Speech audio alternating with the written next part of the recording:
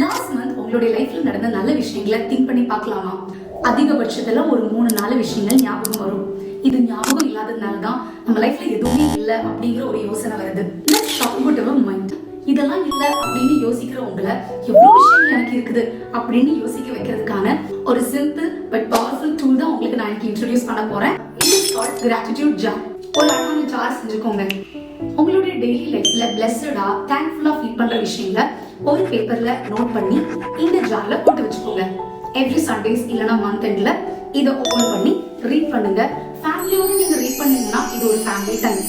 இந்த நோட்ஸ்ல இருக்கிறத நீங்க ரீட் பண்ணும்போது நீங்க எவ்வளவு பிளெஸ்டா இருக்கிறீங்கிறதே உங்களுக்கு புரியும். நீங்க இதை மறுபடியும் ரீட் பண்ணி திங்க் பண்ணும்போது உங்களுடைய பிரெயினை ரீவயர் பண்ணி பாசிட்டிவ் திங்ஸை மட்டுமே திங்க் பண்றதுக்கு ஃபில்டர் பண்ண வைக்குது. ஆல்சோ நம்மளுடைய டெய்லி லைஃப்ல நடக்கிற விஷயங்களை நம்ம இந்த மாதிரி நோட் பண்ணும்போது சின்ன சின்ன விஷயங்களை நம்ம அப்ரிஷியேட் பண்ண ஆரம்பிப்போம். காட்க்கு நன்றி சொல்வீங்க.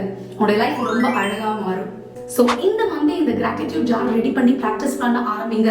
உங்களுடைய குழந்தைகளையும் ரெகுலரா ப்ராக்டிஸ் பண்றதுக்கு என்கரேஜ் பண்ணுங்க. Count your blessings, name them one by one, and thank God for your beautiful life. It is as easy as that.